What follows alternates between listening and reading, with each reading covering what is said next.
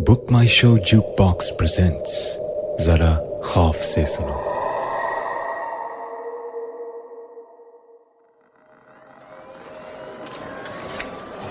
Sir यहाँ कुछ नहीं है सर। कोई कागज का टुकड़ा भी हो, अगर उस पर कुछ लिखा है या टाइप किया है रख लो। डायरी हो, बैंक की पासबुक, चेकबुक सब रख लो। और मुझे हर एक चीज पर से फिंगरप्रिंट चाहिए, ठीक है? तो संभाल कर छूना। सर मोबाइल मिल गया। ये देखिए सर, बैटरी फुल है, कीपैड लॉक भी नहीं है, एक वीडियो है स्क्रीन पे। चलाओ जरा। मैंने जानबूझकर कीपैड अनलॉक्ड छोड़ा है क्योंकि मैं नहीं चाहता मेरी मौत की किसी को गलतफहमी रहे। किसी ने मुझे मारा नहीं है, मैंने खुद अपनी जान ली है टू बी विद शबनम, हमेशा हमेशा के लिए। सर आगे ट्रैफिक जाम है, लगता है कोई बिल्डिंग गिरी है। अरे यार, यानी कि फंस गए। ठीक है, फिर मैं यहीं उतर जाता हूं। जिस दिन इंपॉर्टेंट मीटिंग हो उसी दिन कुछ ना कुछ लफड़ा हो जाता है। टैक्सी वाले को पैसे देकर मैं जैसे ही मुड़ा तो देखा सामने लेफ्ट साइड में अच्छी खासी लंबी चौड़ी बिल्डिंग गिरकर मिट्टी का ढेर बनी पड़ी है। चारों ओर अफरा तफरी मची हुई थी, शोर, पुलिस की गाड़ियां, एम्बुलेंस, और अब एक बड़ी सी क्रेन लाई जा रही थी मलबा उठाने के लिए। शायद ही कोई बचा होगा जो भी बिल्डिंग में रहा होगा उस वक्त जब यह हादसा हुआ। तभी किसी ने मेरा हाथ छुआ और बेटा प्लीज ये नंबर ट्राई करोगे अपने फोन से? मेरे फोन की बैटरी डेड हो गई है। मेरा घर इसी बिल्डिंग में था, मेरी बेटी घर पर अकेली थी। उसकी मोबाइल पे कॉल लगा दो एक बार, हो सकता है वो जिंदा हो। वो मेरा फोन ट्राई करी होगी, लेकिन उसका नाम शबनम है। मेरे सामने एक बूढ़ा आदमी था और उसके एक हाथ में उसका मोबाइल था और दूसरे में उसकी बेटी की तस्वीर। Shabnam, she was so beautiful. मैं तो बस उसे देखता रह गया। बोलती हुई सी बड़ी बड़ी सुंदर आंखें, मदहोश कर देने वाली स्माइल और एक अजीब सी इनोसेंस चेहरे पे। मुझे तो जैसे लव एट फर्स्ट साइट हो गया शबनम से। अगर सच में सामने मिली होती तो शायद प्रपोज ही कर बैठता। बेटा मुझ लाचार पर यह मेहरबानी कर दो प्लीज। और मैंने बस नंबर देखा उसके मोबाइल पे और अपने मोबाइल से डायल किया। मोबाइल को कान पे लगाए मैं अपने सामने उस मिट्टी और कंक्रीट के ढेर को घूरता खड़ा रहा। बेल बजे जा रही थी। अचानक मेरी आंखों के सामने एक पल के लिए अंधेरा छा गया और अगले पल मैंने अपने आप को उस मिट्टी और कंक्रीट के ढेर के अंदर पाया। मैं अपने चारों हाथ पैर पर एक जानवर की तरह उस मलबे के अंदर रेंग रहा था। कहीं किसी टूटी दीवार तो कहीं आड़ा पड़ा पिलर, कहीं मिट्टी का पहाड़, कहीं टूटी अलमारी, बर्तनों का ढेर, टूटे खिलौने, खून में लथपथ जूते, चप्पलों और लाशों के ऊपर से नीचे से रेंगता उस मलबे के अंदर और अंदर चला जा रहा था। हर दूसरी सांस पर रुकता, इधर उधर देखता। शबनम, शबनम पुकारता। अचानक एक बड़े से कंक्रीट के टुकड़े के नीचे से मुझे हाथ निकला हुआ दिखा।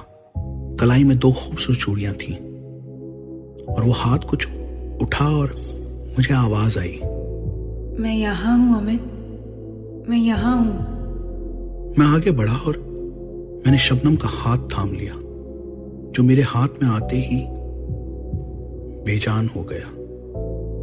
मैं जोर से चीखा, शबनम, लेकिन सिर्फ सन्नाटा गूंजा।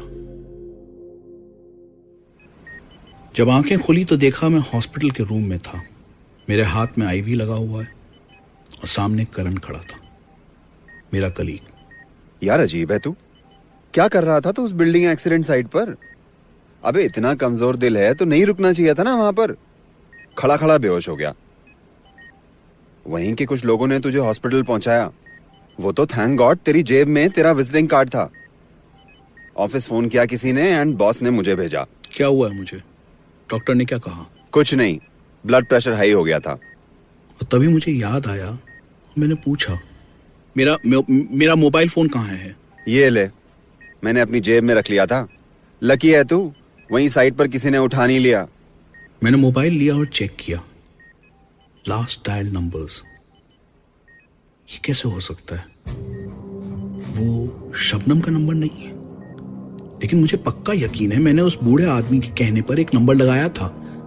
वो अननोन नंबर तो लास्ट डायल कॉल लिस्ट में होना चाहिए ना, तो क्यों नहीं था?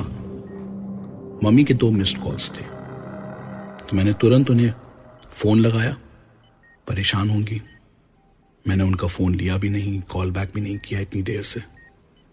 शाम के 7 बज रहे थे, इसका मतलब मैं करीब 8-9 घंटों से यहीं था, बेहोश। I just could not believe it. ये बहुत ही स्ट्रेंज था। तभी मेरा कॉल कनेक्ट हुआ।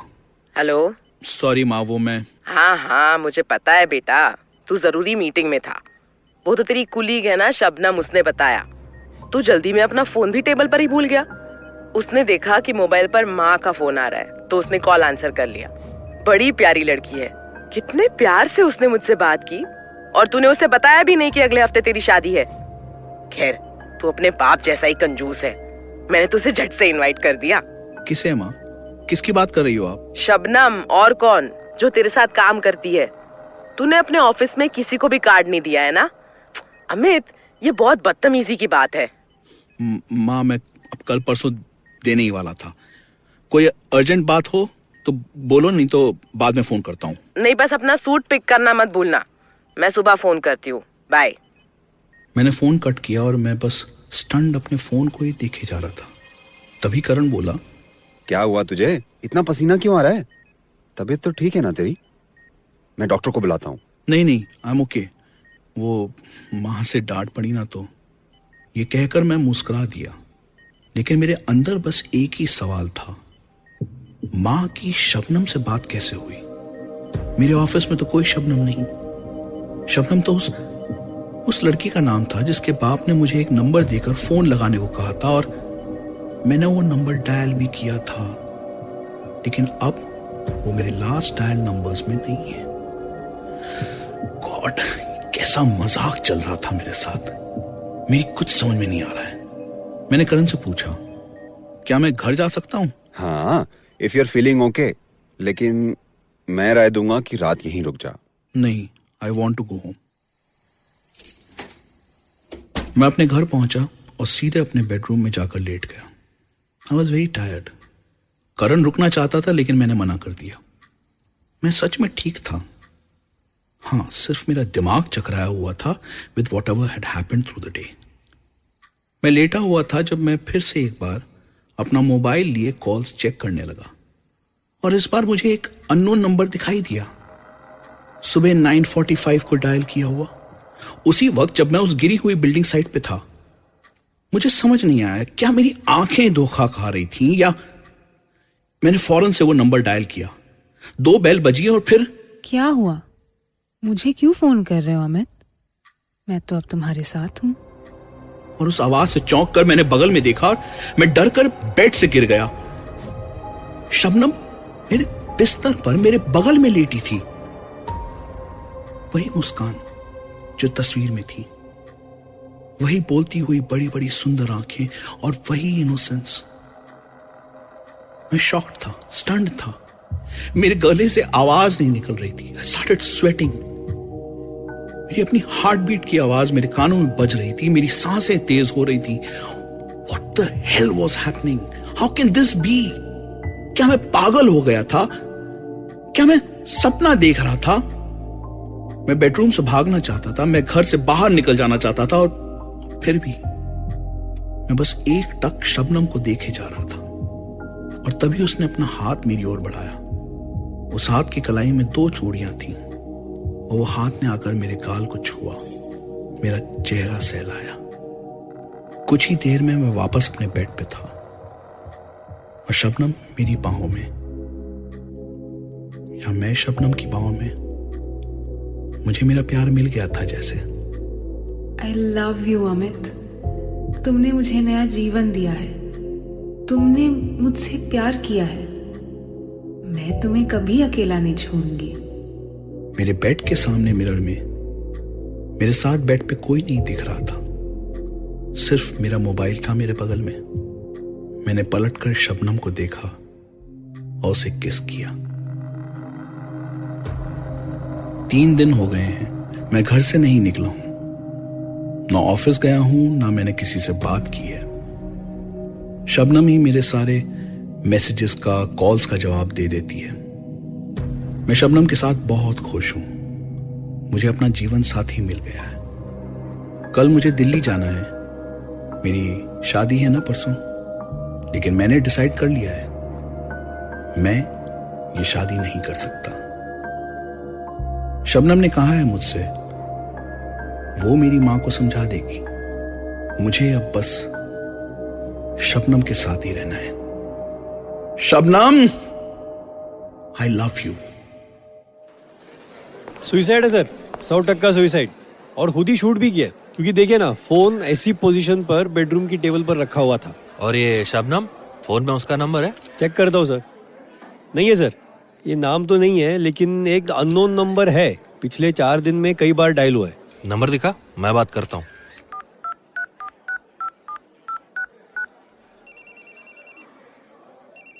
कोई उठा नहीं रहा है। ठीक है, और एक बार घर चेक कर लो, बॉडी को पोस्टमार्टम के लिए भेज दो और फिर फ्लैट को सील कर देना। मैं वापस चौकी जा रहा हूँ, रास्ते में यह नंबर फिर ट्राई करूंगा।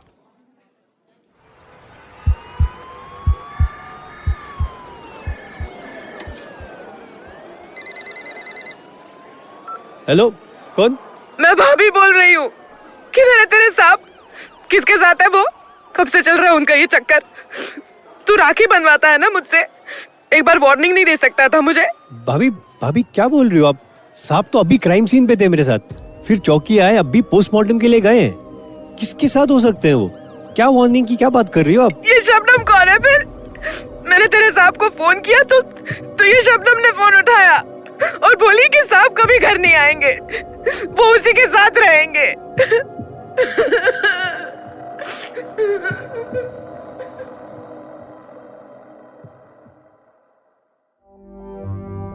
The Haunted Mobile was written by Isha Sharma and Satyam Tripathi, directed by Satyam Tripathi, with performances by Satyam Tripathi, Omi Joshi, Veera Saxena, Trupti Khamkar, Karthik Sitaraman, and Abbas Momin.